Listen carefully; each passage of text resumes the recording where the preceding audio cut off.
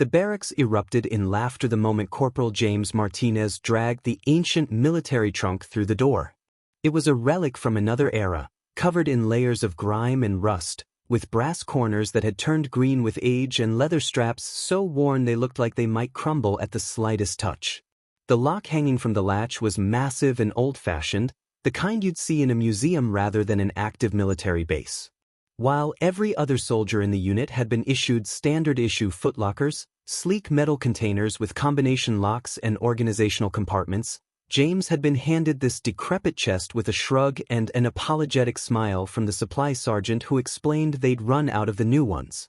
His fellow soldiers couldn't contain their amusement, pointing and making jokes about him storing his belongings in something that looked like it belonged in a pirate movie. But James just smiled quietly, running his hand over the worn wood, feeling the history embedded in every scratch and dent. He had no idea that this seemingly worthless piece of military surplus would soon reveal something so extraordinary that it would change not just his life, but the lives of everyone in his unit, and eventually touch the hearts of people across the entire nation. James Martinez had joined the Army 3 years ago, right out of high school in a small town in rural Pennsylvania where opportunities were scarce and dreams often died before they had a chance to grow. He wasn't running from anything, but rather running toward something, though he couldn't quite articulate what that something was. His father had served, and his grandfather before him, and there was a quiet pride in his family about military service that didn't need to be spoken aloud.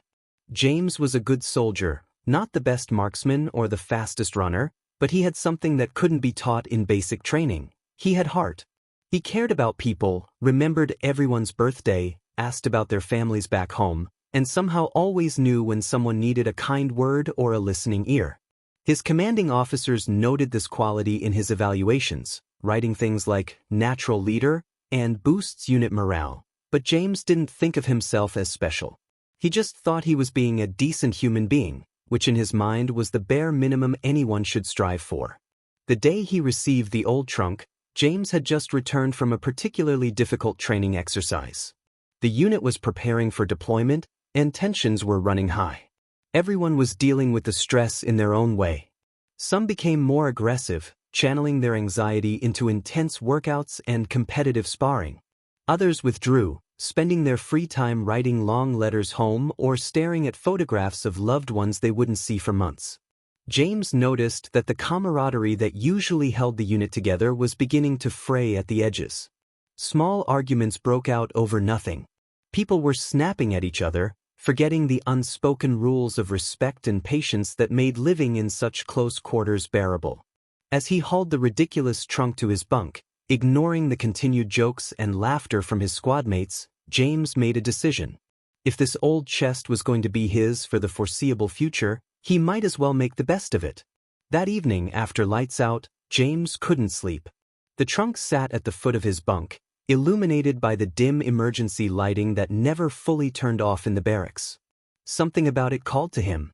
Getting up quietly so as not to wake the others, he knelt beside the chest and examined it more closely. The wood was solid oak, he realized, probably built to last a century or more.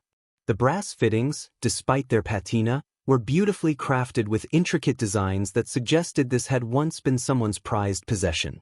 He tried the lock, not really expecting it to open, and was surprised when it clicked and fell away in his hand. The mechanism inside had rusted through completely. Taking a deep breath, James lifted the heavy lid. The hinges protested with a long, low creak that sounded almost like a sigh, as if the chest itself was relieved to finally be opened after who knows how many years of being sealed shut.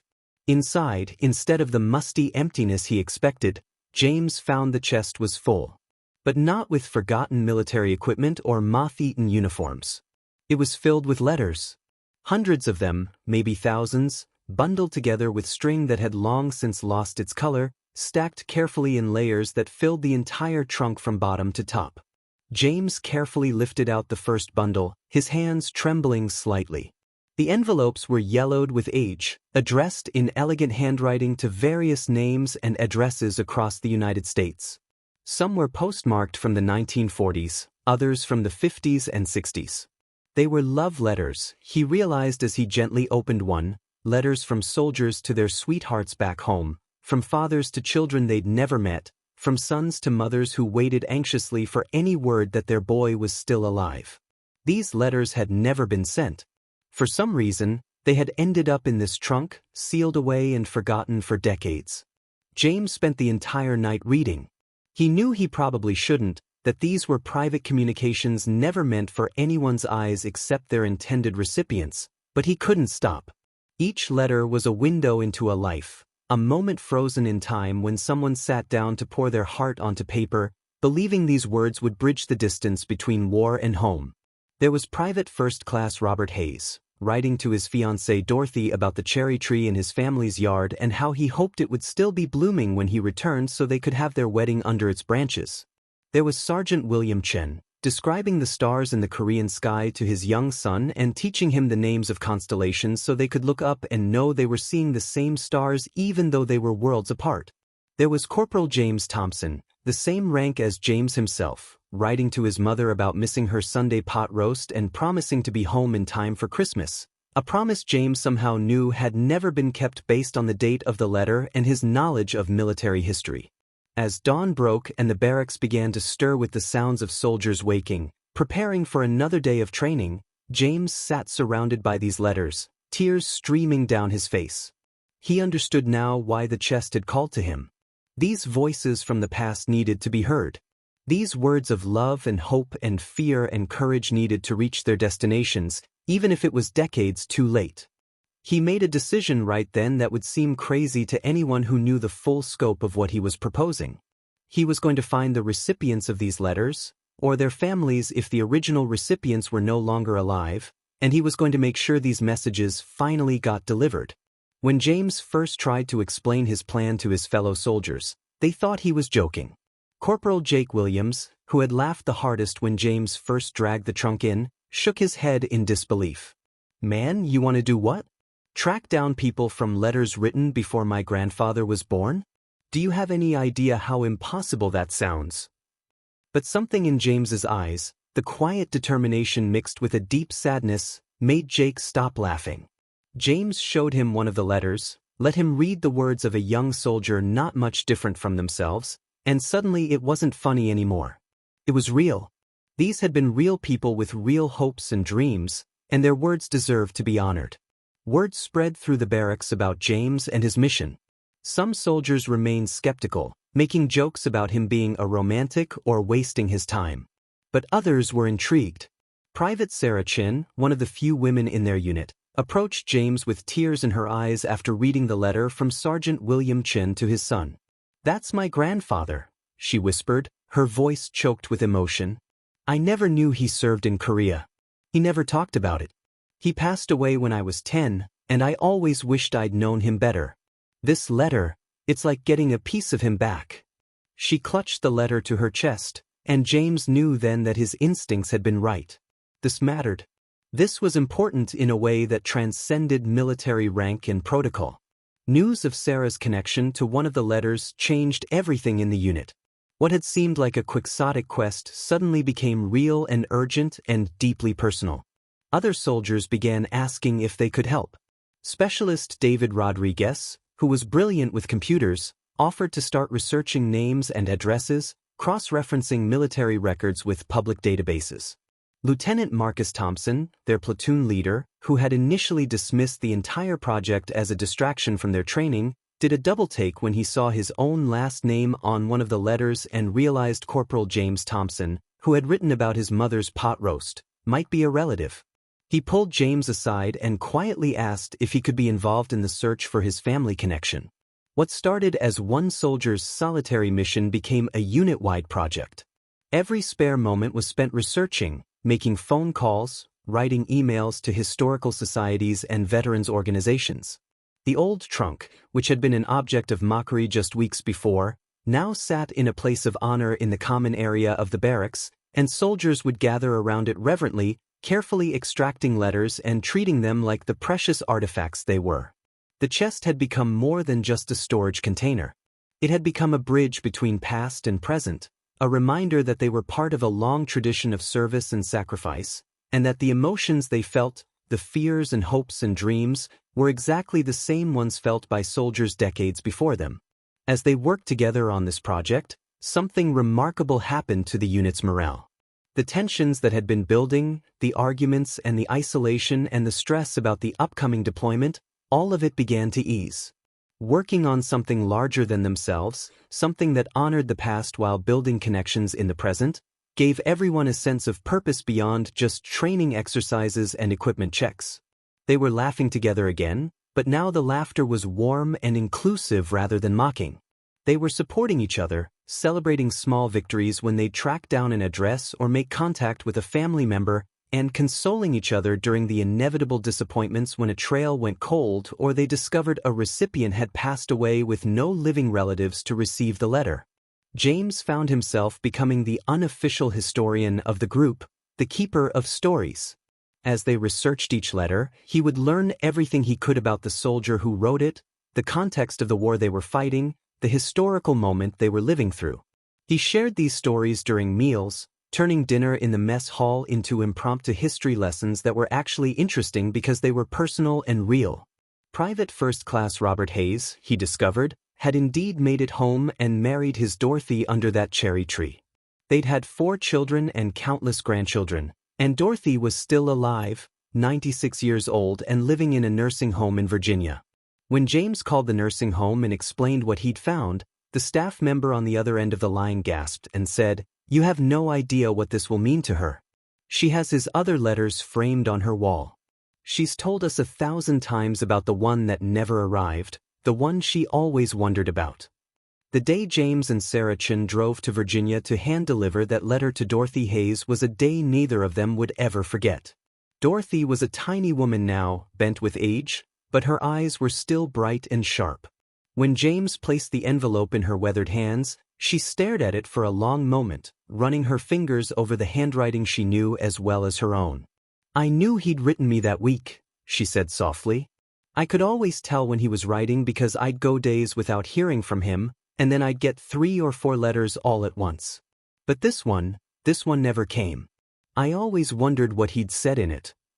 With trembling hands, she opened the envelope that had remained sealed for more than 7 decades. As she read, tears flowed freely down her cheeks. When she finished, she looked up at James and Sarah and said, "He told me about the cherry tree. He described our wedding before we'd even planned it. Every detail he imagined in this letter is exactly how it happened. It's like he could see the future." She pressed the letter to her heart.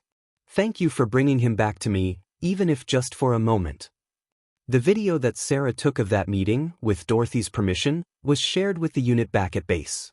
There wasn't a dry eye in the barracks as they watched this elderly woman reconnect with her long-lost love through words written when they were both young and the world was at war.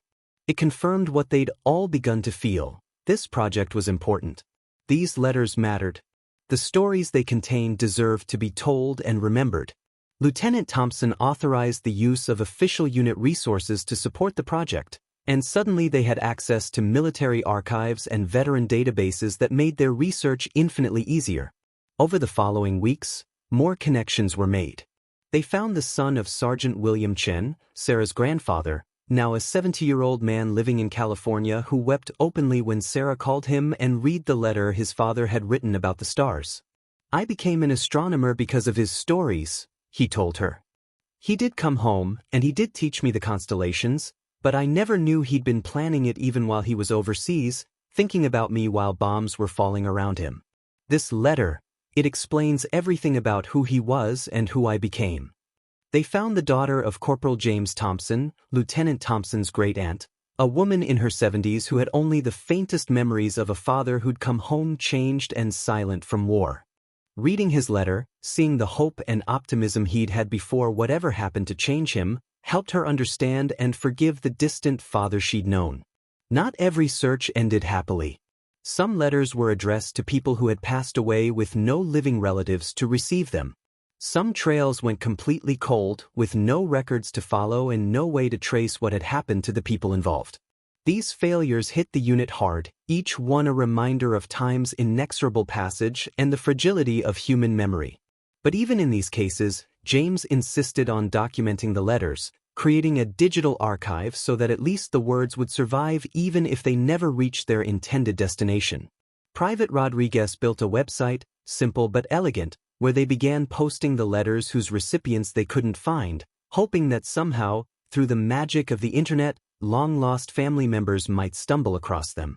The website caught the attention of a local news reporter who was doing a story on the base. What started as a routine piece about training exercises became instead a feature story about the soldiers and their mission to deliver these lost letters. The story was picked up by the wire services, and suddenly James and his unit were receiving messages from people all over the country. Veterans organizations wanted to help. Genealogists offered their services for free. Families who had heard the story but had no connection to any of the letters wrote in just to say thank you, that knowing someone cared enough to honor these old communications restored their faith in humanity.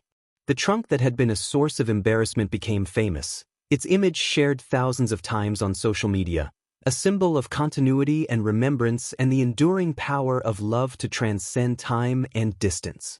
As their deployment date approached, the unit had managed to track down recipients or family members for nearly 2/3 of the letters in the trunk. It was an extraordinary success rate given the age of the letters and the challenges involved in the research. But James felt the weight of the remaining letters, the ones they hadn't solved, the voices still waiting to be heard. He made arrangements with the base library to house the trunk and its remaining contents, ensuring that even when his unit deployed, the work could continue. The librarian, a civilian contractor named Mrs. Patricia Ellis who had worked on base for 30 years, promised to guard the trunk and its precious contents with her life. She had been following the project from the beginning, offering assistance with research and always ready with an encouraging word when the soldiers hit a dead end. She understood, perhaps better than anyone, what these letters represented. The night before deployment, the unit gathered for a final meeting around the trunk. Every soldier who had participated in the project wanted to say something, to share what the experience had meant to them. Jake Williams, who had been the biggest skeptic at the start, spoke first. When James dragged this beat-up old thing through the door, I thought it was the funniest thing I'd ever seen. I was wrong. It's the most important thing I've ever seen. Working on this project taught me that what we do matters, not just now, but for decades, maybe centuries. The letters we write, the lives we touch, they ripple forward in ways we can't imagine. I'm going into deployment differently because of this trunk and these letters. I'm going to write more to my family, going to make sure my words are worth reading if someone finds them 70 years from now. Sarah Chin shared her perspective next, her voice thick with emotion. Finding my grandfather's letter changed my relationship with my family. We'd never talked much about his service, partly because he didn't want to talk about it, partly because we didn't know how to ask. But this letter opened up conversations with my father about his dad that we'd never had before. I learned things about my grandfather, about where I come from, that I never would have known. And it made me think about the legacy I want to leave, the stories I want my grandchildren to know about me. This trunk didn't just connect the past to the present. It connected the present to the future. Lieutenant Thompson spoke last, and his usually stern military bearing had softened into something more vulnerable and human. My great-uncle James Thompson never made it home for that Christmas he promised his mother. He was killed in action 3 weeks after writing that letter. My grandmother, his sister, told me stories about how his death destroyed their mother, how she was never the same after losing her son. Reading his letter, seeing his hope and his love and his promise, I understood something about my own family's history, about the weight of grief that's been passed down through generations. But I also saw his courage and his optimism, and I decided that's what I want to carry forward, not the grief but the hope. That's his real legacy, and this trunk helped me claim it. As James listened to his fellow soldiers speak, he felt a profound sense of gratitude and accomplishment. When it was his turn, he struggled to find words adequate to express what he was feeling. I didn't choose this trunk, he finally said. It was given to me because there weren't enough new ones to go around. But now I can't imagine anything more valuable. This trunk taught me that sometimes what looks like a burden or a joke or a piece of junk is actually a gift in disguise. It taught me that history isn't just dates and battles, it's people and feelings and words written late at night by someone who's scared or lonely or in love. It taught me that we're all connected across time, That the soldier who packed this trunk 70-something years ago and the soldier who opened it today are part of the same story. And it taught me that small acts of kindness and remembrance can change lives. The deployment was hard, as deployments always are. The unit faced challenges and dangers, long days of boredom punctuated by moments of intense stress. But through it all, they carried with them the lessons learned from the trunk and its letters. They wrote more to their families, longer letters filled with details and emotions that soldiers often keep bottled up. They looked out for each other with renewed commitment, understanding that the bonds formed in service transcend time and that how they treated each other mattered. And they talked about the project, sharing stories with soldiers from other units, inspiring others to think about their own legacies and the traces they would leave behind. Back home, Mrs. Ellis and a team of volunteers continued the work. The website grew, with new posts every week about letters that had been matched with recipients and the tearful, joyful reunions that followed. The local community became invested in the project, with high school students offering to help with research as part of their history classes, with genealogy clubs dedicating their monthly meetings to solving the mysteries of the remaining letters. The trunk had become a community treasure, a symbol of shared purpose and the power of ordinary people to make a difference through simple acts of caring and persistence. When James's unit returned home after their deployment, there was a ceremony planned at the base. They expected the usual formal welcome, speeches by commanding officers, and then the relief of being dismissed to reunite with waiting families. But what they found instead was something extraordinary. The base gymnasium had been transformed into a gallery, with tables set up displaying the trunk and the letters, along with photographs of the reunions that had taken place while they were gone. Every recipient or family member they'd managed to locate had been invited, and dozens had traveled from across the country to be there. Dorothy Hayes was there, at 97 still sharp as ever, sitting in a wheelchair but with a smile that could light up the room. The son of Sergeant William Chen was there, having flown in from California. Lieutenant Thompson's great-aunt was there, along with family members James had never met but who shared his name and his heritage. The commanding general of the base took the microphone and surprised everyone by announcing that the trunk project had been officially recognized by the Department of Defense as an outstanding example of historical preservation and community service.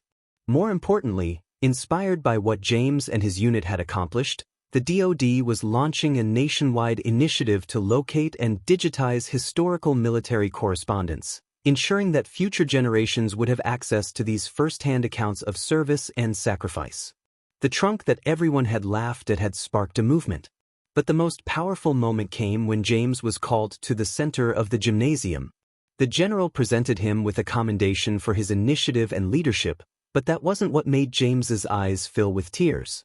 What broke him down was when, one by one, the recipients and family members of the letters he delivered came forward to thank him personally. They formed a line that stretched across the entire gymnasium, dozens of people whose lives had been touched by his simple decision to open an old trunk and honor the words he found inside.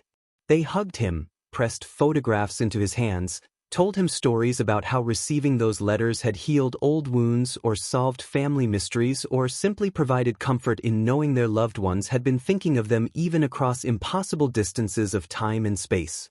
Dorothy Hayes, with assistance from her grandson, made her way to James and took his hands in hers. "Young man," she said, her voice wavering but strong, "you gave me back my Robert. Not his body, not his life, but something even more precious, his voice. His words. His love speaking to me across 70 years as fresh as if he'd written them yesterday. You've given that gift to dozens of families, maybe hundreds by the time your project is done. That's a rare and beautiful thing. Don't ever doubt that what you did mattered. Don't ever doubt that you changed the world one letter at a time." In the months that followed, the trunk project continued to grow. The website received millions of hits from people around the world who were moved by the stories. Other military bases started their own searches through old storage facilities, finding their own collections of lost letters and documents. Museums began dedicating exhibits to military correspondence, highlighting the human side of war that is often overshadowed by strategic discussions and casualty counts. Schools incorporated the letters into their curriculum, having students read and analyze these primary sources and then write their own letters imagining what they would say to future generations. The trunk had opened a door to a conversation about memory and legacy that resonated far beyond the military community. James, for his part, found himself in demand as a speaker. Veterans organizations invited him to their conventions. Libraries asked him to talk about the importance of preserving historical documents. Schools wanted him to inspire their students with his story of taking something worthless and finding value in it, of honoring the past while building the future. He was uncomfortable with the attention at first, still seeing himself as just a regular soldier who had stumbled onto something important rather than created it. But he gradually came to understand that his humility and his genuine care for people were exactly what made his story powerful. He wasn't a hero in the traditional military sense, but he was a hero in a quieter, more profound way. He had reminded people that everyone's story matters, that every voice deserves to be heard, and that the simple act of listening and caring can change lives. The trunk itself was eventually retired to the base museum, placed in a climate-controlled display case where it would be preserved for future generations. But before it was sealed away, the unit held one final gathering around it. Every letter had been accounted for now, either delivered to its recipient or carefully archived and shared online. The trunk was empty for the first time in who knows how many decades, its mission completed. As James ran his hand over the worn wood one last time, feeling the familiar texture of the oak and the cool metal of the brass fittings, he thought about the journey this simple object had taken, from whatever quartermaster's workshop had built it a century ago, through how many hands and how many wars, until finally ending up in his care at the exact moment when he needed it and it needed him. "What do you think we should put in it now?" asked Sarah Chin, standing beside him with tears in her eyes. It seemed wrong somehow to leave it empty, to seal it away with nothing inside. James thought for a moment, then smiled. "Letters," he said. "New letters. From us to the future. Let's each write something, seal it inside, and let whoever opens this trunk decades from now know that we were here, that we cared, that we tried to make a difference. Let's give them what someone gave us, a connection across time, a reminder that the human heart doesn't change even when everything else does." And so they did. Every member of the unit wrote a letter and placed it carefully in the trunk. They wrote to their future selves, wondering who they would become. They wrote to their children and grandchildren yet unborn, sharing their hopes and dreams and the lessons they'd learned. They wrote to unknown soldiers of the future, offering encouragement and solidarity across the years. When the last letter was placed inside and James closed the lid for the final time, there was a sense of completion, of the circle being closed but also opened again, of the past and future meeting in that present moment. The story of the trunk and the letters became part of military lore, told and retold in barracks and mess halls, embellished with each telling but always containing the same essential truth, that sometimes the things we dismiss as worthless contain treasures beyond measure, that connecting with the past enriches the present and shapes the future, and that one person with determination and heart can make a difference that ripples far beyond anything they could imagine. Young soldiers joining the service would hear about Corporal James Martinez and his old trunk, and they would be inspired to look for their own opportunities to serve in ways both large and small, to honor those who came before while creating legacies worthy of being honored by those who would come after. James eventually left the military and returned to civilian life, but he never forgot the lessons of the trunk. He became a history teacher at a high school in his hometown, and every year on Veterans Day, he would bring in copies of some of the letters and tell his students the story. He taught them that history isn't just something that happened to other people long ago, but something living and breathing, connecting us all in an unbroken chain of human experience. He taught them that everyone has a story worth telling and worth hearing, and that sometimes the most important thing we can do is simply pay attention and care. And every year, he had his students write their own letters to the future, creating time capsules that would be opened decades hence, ensuring that the cycle of remembrance and connection would continue long after he was gone. Years later, when James was an old man himself, he received a letter in the mail. It was from a young soldier named Maria Rodriguez, the great-granddaughter of specialist David Rodriguez who had helped with the computer research all those years ago. She wrote to tell him that she joined the army partly because of the stories her great-grandfather had told about the trunk project, about how working on it had changed his understanding of service and sacrifice. She was stationed at the same base where it had all happened, and she'd visited the museum to see the trunk for herself. Standing in front of the display case, reading the plaques that told the story, she'd felt a connection to something larger than herself, a sense of belonging to a tradition of service that stretched backwards and forwards through time. She wanted to thank him for starting something that had touched her family across generations.